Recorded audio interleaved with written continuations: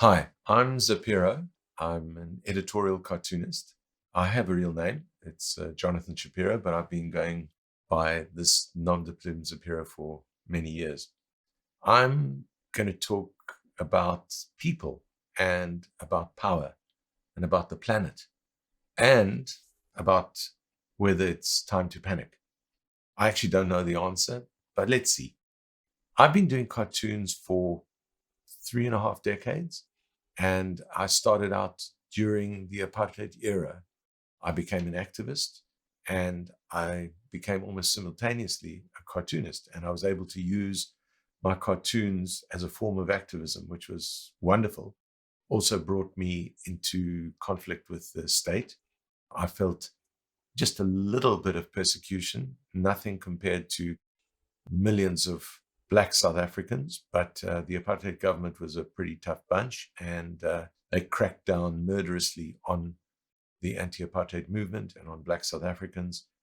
I was lucky enough then to witness the change when Nelson Mandela was released. Organizations were unbanned, and we saw the beginning of a new South Africa. Nelson Mandela represented so much for us during the struggle and during the transition to democracy, and then the beginning of the institutions that we have. He was a leader who knew how to use power well after fighting against the abuse of power. When he turned 80, I did a cartoon after hearing a speech about him that talked about fourscore, his life at 80 years being 4 parts of 20 years. The first one, revelation, then struggle, then suffering, then achievement. I thought it summed up his life. We also had another great icon in South Africa, Archbishop Desmond Tutu, who we know fondly as the Arch. Luckily, he's still with us today. But in the 90s, he was at the forefront of the uncovering of some of the things that had happened during apartheid. We had the Truth and Reconciliation Commission. He led that. You see truth and then this deep chasm, and on the other side, reconciliation. It's tantalizingly close, but it's hard to get to. In cartooning, we have that oops moment. This is going to be harder than we thought. We got to a lot of truth, but we certainly didn't get to much or enough reconciliation. As well as that, you have in South Africa, as you have in many parts of the world, you have people who forget what they fought for, who become corrupt. Of course, there was corruption in the old South Africa, but the new elite, some of the new elite became corrupt. Jacob Zuma is the archetype of that. He fought hard during the struggle, suffered during the struggle, but then got involved in corruption through being bribed, taking bribes over arms deals. Arms deals are always corrupt. When he was trying to become president, he was trying to get these charges that were there, the corruption charges, he was trying to get them squashed and trying to get them to disappear. And I did a cartoon for which I've become best known, I'm afraid. It's commonly referred to as the rape of Lady Justice. Lady Justice, as you'll see in this cartoon, is a metaphor. So it's not to be taken literally. But Jacob Zuma was trying, with the help of his allies, who were all part of the anti-apartheid movement that had become the governing movement, the African National Congress and the trade union movement and the Communist Party. He was trying with all of those groupings to bully and threaten the justice system to get these charges dropped. This is a cartoon for which I took a lot of heat. He sued me, a massive court case, eventually dropped the charges. But the point is, I think it reflects exactly how he tried to abuse justice in the run-up to his becoming president, during his presidency, and afterwards. And we're still feeling the effects now. This next cartoon is one that actually was also drawn about Jacob Zuma, but it could be about any leader who abuses power. The blue light brigades that you see in South Africa, in Asia, in Eastern Europe, in South America, you see this abuse of power, leaders who have forgotten or never cared for what they were actually elected for, to be accountable to people. And they in many instances have actually driven over people, killed people along the way. But the metaphorical point I'm making here is that they're running roughshod over the real aspirations of people who don't have the resources or the power. And then suddenly, how the virus stole Christmas and the rest of 2020. This cartoon may appear as if it's come out of nowhere. That's how I think we all felt about COVID-19, about the coronavirus. It's a Grinch cartoon from the famous Dr. Seuss story. It's all the terrible things that have come and the difficult things that have come with COVID-19. You see at the top there all the stuff, and even Donald Trump, and the PPE corruption, the corruption that one has seen from personal protective equipment, and down at the bottom, all those ordinary people, no food, no job, no partying, dancing, or fun.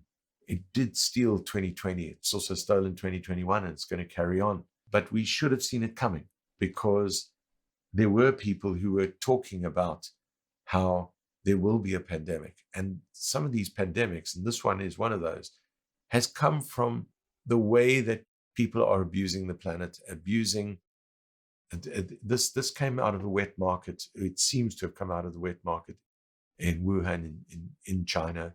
And there are other pandemics, epidemics that have come from this sort of thing: swine flu, bird flu, Ebola, people's interaction with animals in ways that are different from how people have done things for many years. So we should expect more, and we need to listen to medical science and figure out how to go on. A drawing from March 2020, when the world was about to go into lockdown, and some countries were already in lockdown. At that very moment, somebody died who I had met and who I had a connection to, and that was Uderzo, the artist of Asterix, the famous Asterix. And I felt it was appropriate to do a cartoon, Asterix versus pandemics. All together, all apart. Hold it off till the magic potion's ready. What they're waiting for, down at the bottom on the left. In terms of a pandemic, the vaccine is the magic potion.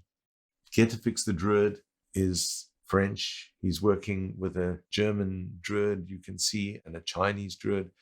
Asterix, of course, and Obelix, also French. Next to Obelix is a little guy who's actually a character from Asterix. He's Spanish. Spain was affected badly early on. Above Asterix, there's an old man. He's from Italy. The Italians had an elderly population, and they were tremendously badly affected by that first wave. So was Iran above Asterix as well. And then at the top, you'll see the young girl from South Korea, which was also affected badly early on. All of them have got little bits of soap or masks or sanitizers and the things that we would need. On the top right, there's a Viking. The Scandinavians were affected. Then America, the United States, was about to become the global epicenter. Right in the top, in the middle, you see Brazil, which was about to become severely affected. Also Kenya. And then South Africa, my country, kind of top right. This was about to become our new normal. I started thinking about the word coronavirus, and it started running around in my head. And I found myself singing a song. Going viral, the Macorona. Keep your social distance around about a meter. Don't shake hands, use the elbow or the feet. Avoid big crowds, you should rather be alone. I, Macorona. Sneeze into your elbow, it's essential hygiene. If you're symptomatic, maybe self-quarantine. It's all gone global from Beijing to Barcelona. I, Macorona. Clean hands often with hand sanitizer. Listen to official medical advisor. Ignore fake news when it pings on your phone. I, Macorona. Conspiracies, forget them. And religious polemic, it's not God's fury, it's a viral pandemic. Don't trust Trump, he's a morona. I, Macorona. This cartoon did, in fact, go viral in the other sense of the word. And I enjoyed doing it. Sometimes one does cartoons about difficult issues, and it's a way of kind of, taking the pressure off. Here's a cartoon about our president, Cyril Ramaphosa, but it could be any president. The old legend, the Greek legend of Sisyphus, who had to roll the boulder up the hill and never could get it to the top as punishment for his misdeeds. He's rolling this virus up, and it's really hard. Feels like he'll never get to the top. But what makes it worse is these boulders that come down and are going to crash into him and into us. Poverty, apartheid geography. That's the way that apartheid divided South Africa. Inequality. apartheid-style lockdown. That was the way that the authorities in South Africa cracked down in townships in different ways, much harsher than they did in cities. Unemployment, hunger. And what I wanted to show in this cartoon is that not just in South Africa, actually in every country, what a pandemic does is it deepens divisions that are already there. And we've seen this everywhere, especially in places where there is massive inequality. Something else that happened with the pandemic, deaths nearing 50,000, and I've got them in lockdown. Amateur.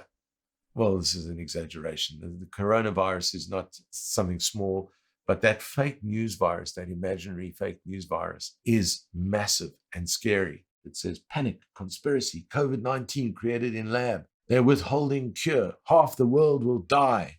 And it's all being spread from a phone. Everything's misspelt. Important. Pass this message on to all your friends.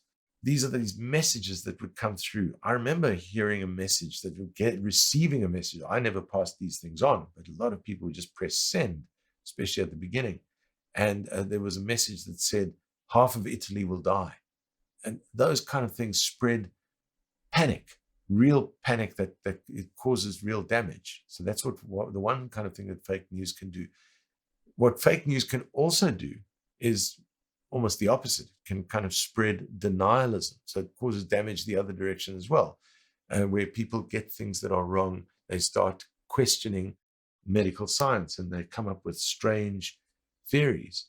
Unfortunately, when medical science actually came through quicker than anyone expected with the vaccines, dumb instinct hardwired in my DNA. What's your excuse?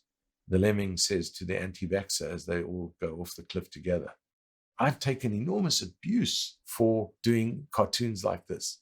The anti-vax sentiment is very strong in South Africa. It's very strong in many countries around the world. It's not just something where you say, I'm doing this for myself. I'm allowed to do, my bodily integrity. It's actually profoundly antisocial.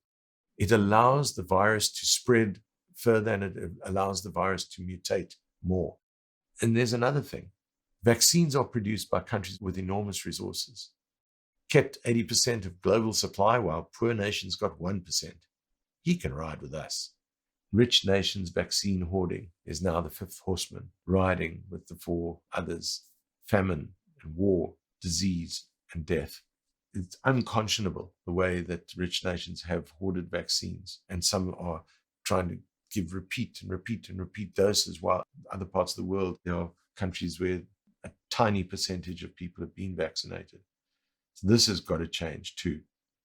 In the middle of 2020, something happened that was so stark that I feel that it represents a whole lot of things that I can talk about. And that was the death of George Floyd in the United States.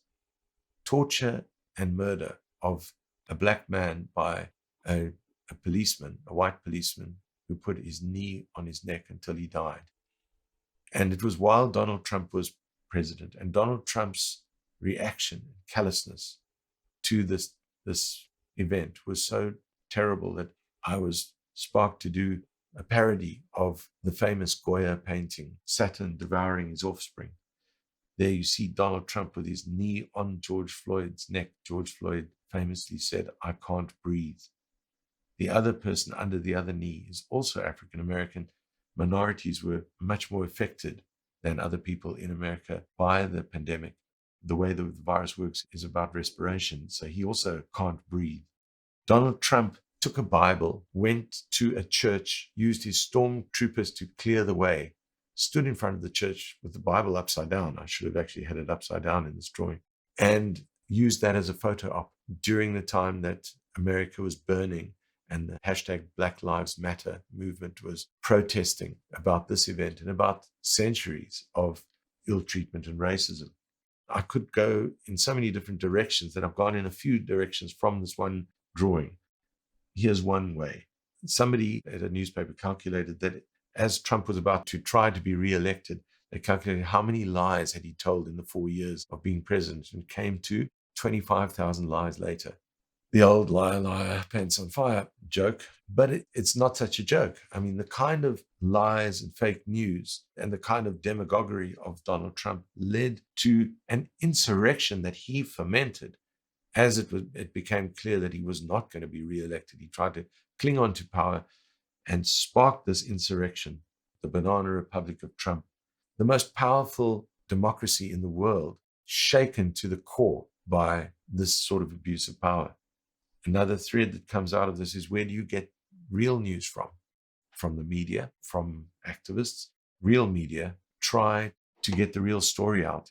This cartoon was done on World Press Freedom Day, a play on the word press. This press is squashing a bloodied hand, censorship, insult laws, fines, corporate harassment, physical intimidation, intimidation of families, assault, imprisonment, disappearances, assassinations, torture, executions. These are all the things that journalists around the world suffer.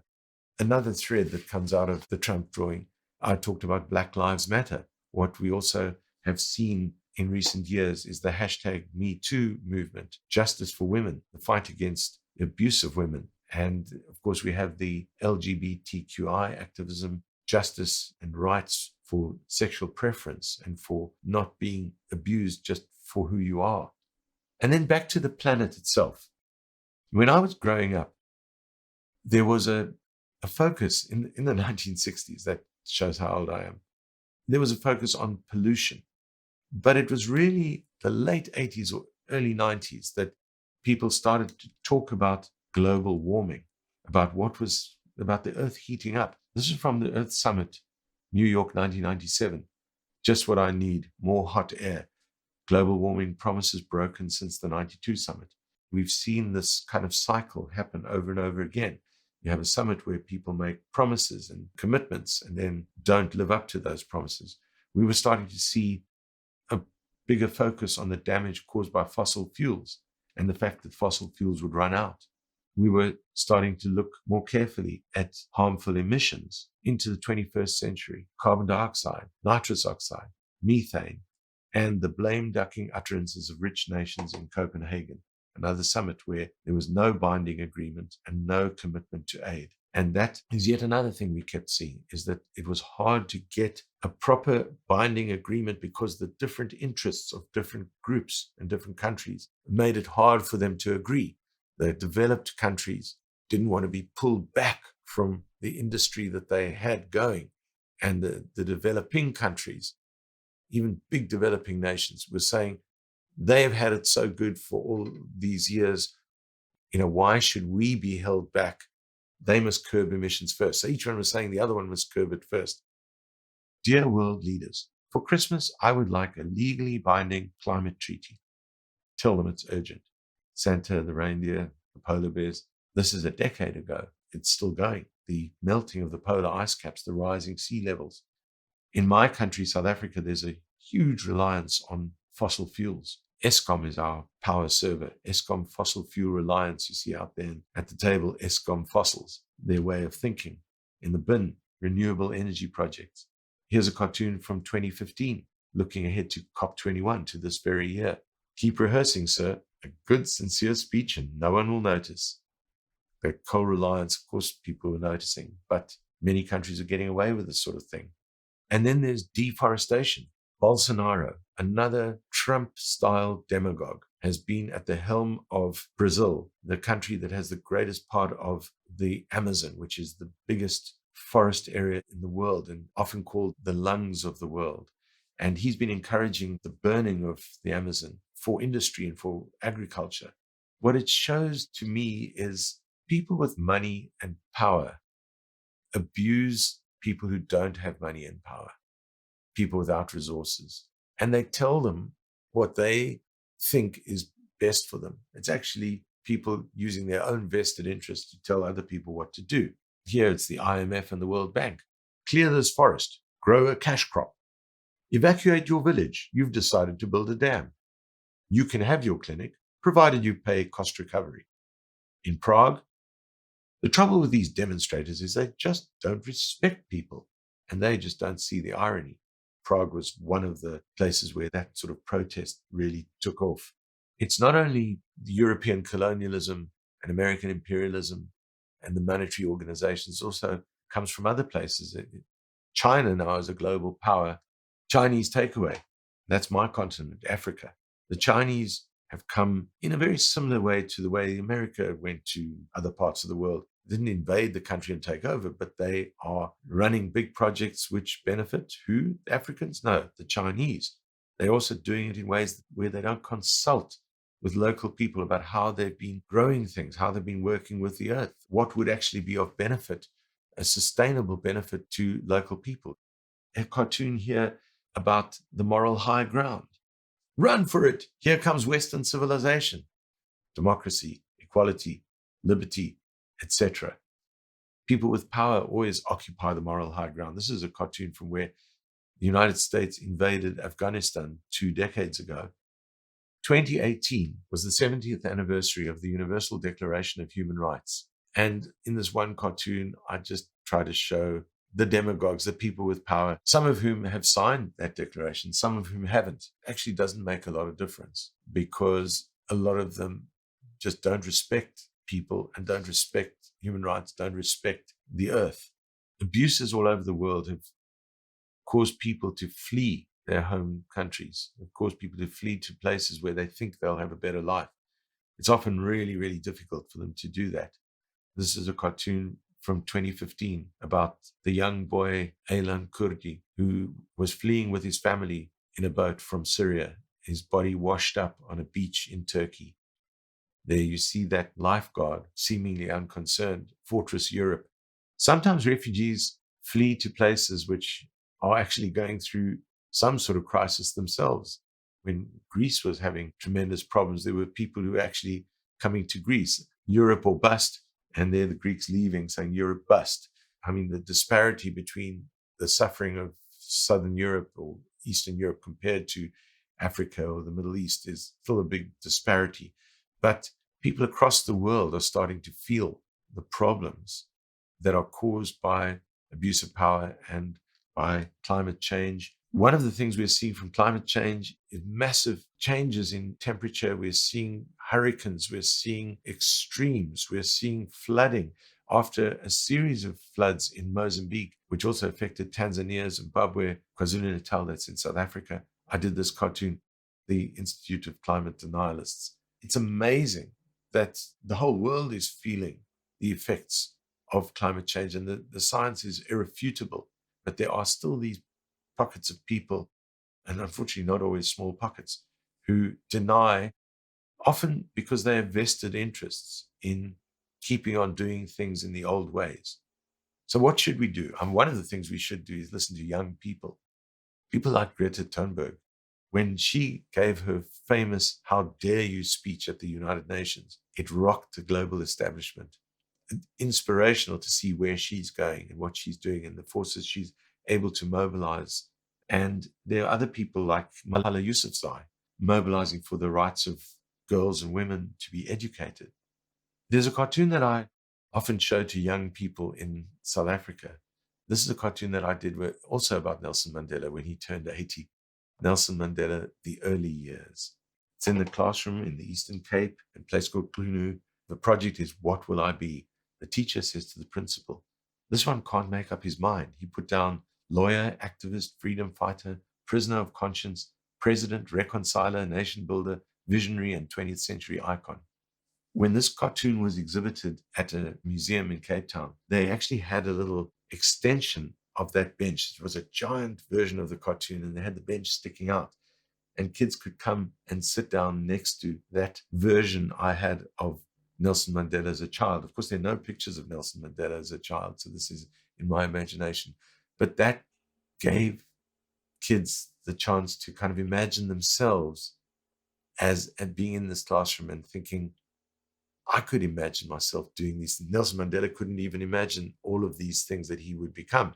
But at least if you think about what you can do with other people, I believe that activism can work and has worked in many cases. And if I believe that nothing could come of activism or of doing cartoons or of being in the media or of being a scientist, then I would actually stop doing what I do. But I do believe that there is a chance.